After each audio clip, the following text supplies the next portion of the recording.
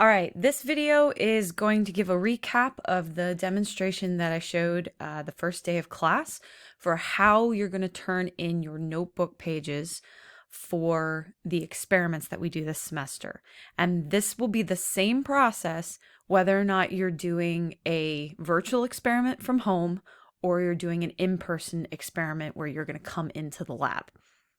So let me start off by saying that for both of those style experiments, you should be keeping a physical lab notebook. So either a regular notebook that you've designated for the class or one of those fancier laboratory notebooks that are formatted specifically for scientific laboratories. Either one is fine. But you should be keeping a physical lab notebook. You should be setting up the sections of that notebook before you do the experiment.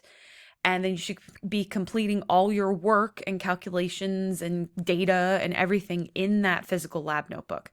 This is no different from how you've approached lab notebooks in the past if you've ever taken a lab class. And those of you that are new to lab classes might not realize that, but we're keeping a physical lab notebook. What we're then doing to submit the notebook pages is recreating the notebook in a digital format without typing everything out. So we're just going to take pictures essentially, and I'll mention that again in a second. But the way you need to submit your assignment is through Scholar.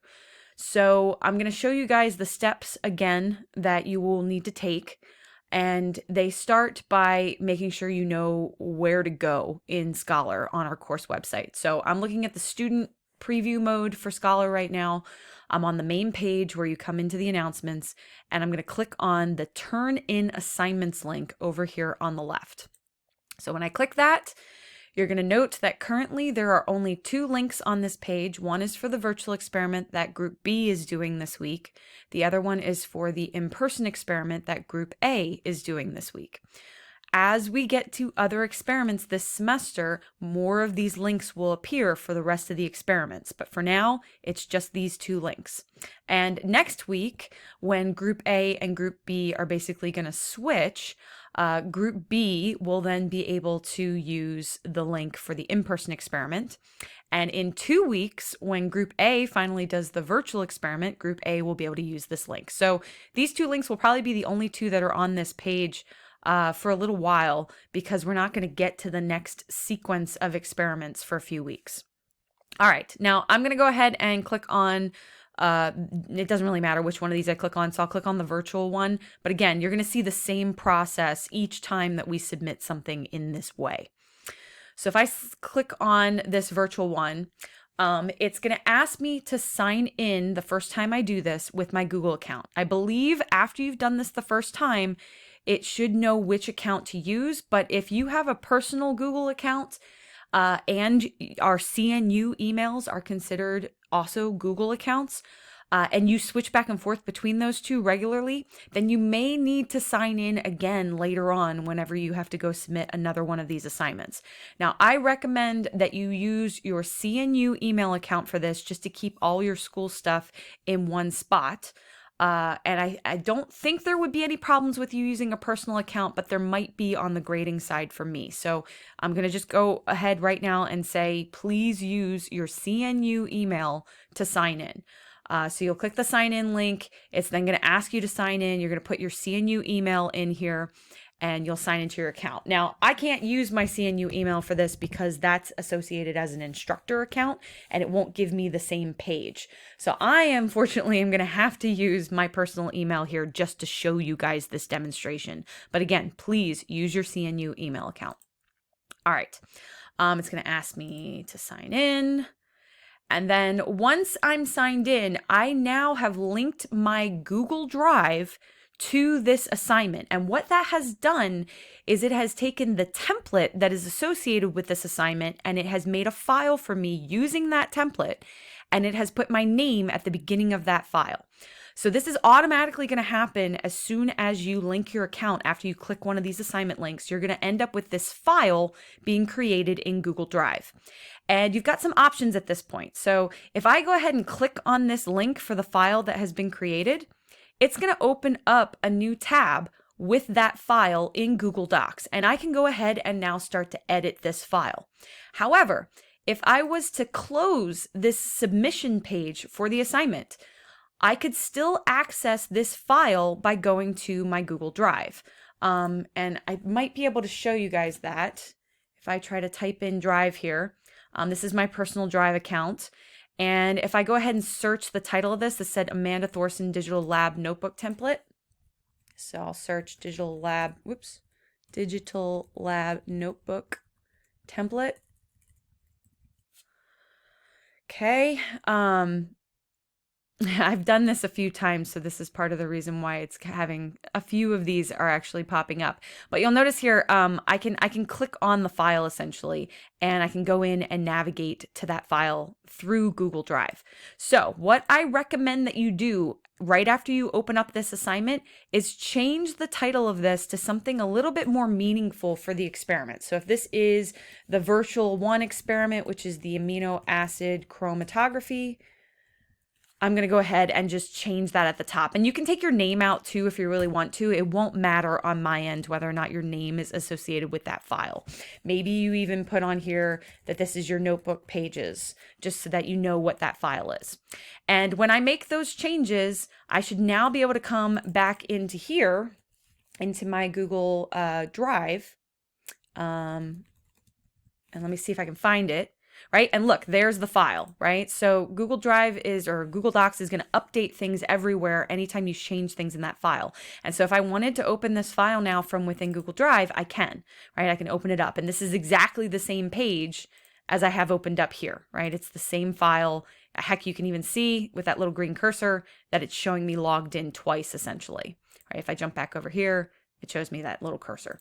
So all I'm showing with that is that you can close out of this page while you're working on this file, or you can come back and work on the file later.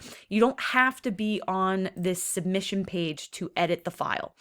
The other thing, I'll go ahead and close this actually just to demonstrate this, right? So if I close this tab that had that submission page on it, and let me go ahead and change something in this file. So let's say I'm going to update the title to be amino acid chromatography. I'm going to go ahead and put my first and last name in here.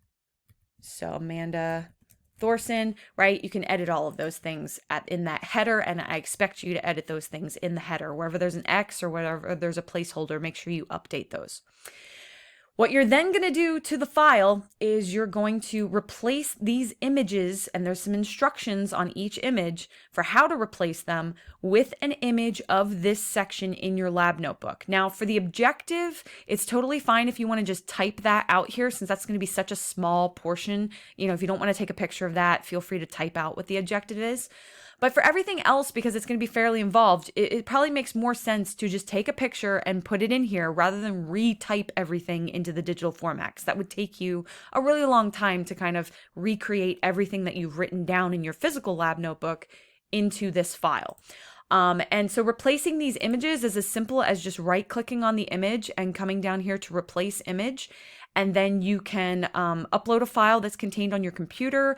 If you've saved files to Google Photos using like your phone or something like that, or if you've got them on Drive, right, you can access them from there. If you were actually doing this from a mobile device and you could access this menu, you would also be able to use the camera on your mobile device to do this. But whatever method you choose to use, you need to get a picture of this section from your lab notebook into this file and get rid of this placeholder image that shouldn't be here once you finish this.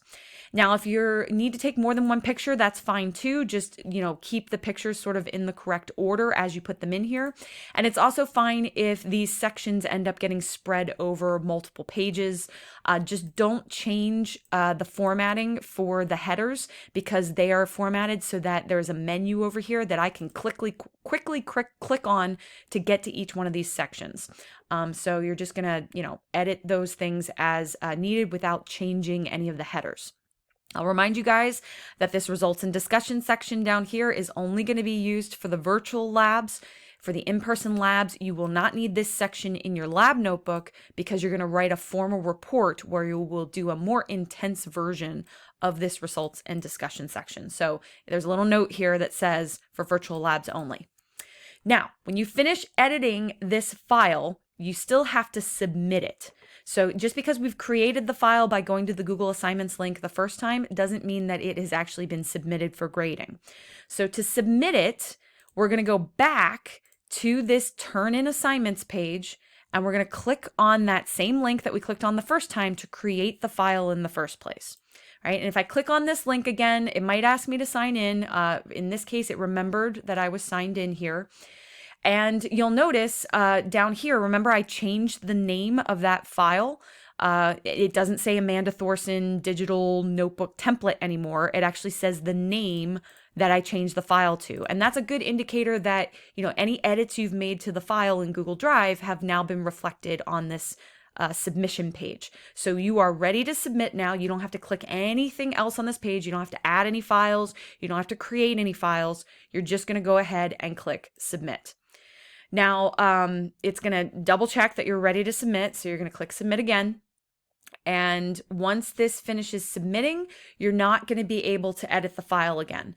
So if I go back now to this page where I was accessing my file, notice that now I can't edit anything, right? It's made it so that I can't even I think I can select stuff, but I can't edit anything in the file because I've submitted it. And that means that it's ready for grading. You'll notice over here, this button says request edit access. Again, that kind of tells you it's ready to be graded. If I look at my submission page, it tells me you're all set. It shows me the file that was submitted, and I can click on this to get to that file if I want to. It also has this unsubmit button. Now, the unsubmit button, you can use that if you realize that you made a mistake and you want to go back in and change something about the file. You can click unsubmit. It'll let you edit the document then, and then you'll have to come back into this page to resubmit the file. But I highly suggest that you don't do that, because if it's after the due date and you unsubmit it, on my end, it's going to look like you haven't turned the assignment in yet. So if I haven't started grading it, or if I have started grading it, I'm not going to be able to continue grading. I'm not going to know that you already submitted it before the deadline. So do not click this unsubmit button. The only time that it would be okay to click unsubmit is if it's before the deadline for when it's supposed to be turned in. And as a reminder for what those deadlines are, you can see the due dates for each group. When you click the See Full Instructions on this submission page, there is a due date section down at the bottom here that tells you when yours is due. But usually it's going to be at midnight, the day that you do the experiment. All right. I hope that clears up some questions about how these notebook pages are going to be submitted. We will maybe cover questions as they pop up about how you view your results after it's been graded, because that is going to look a little different as well. But otherwise, please post on Piazza if you're still confused about this process, or you want me to record anything else to demonstrate how this should be done.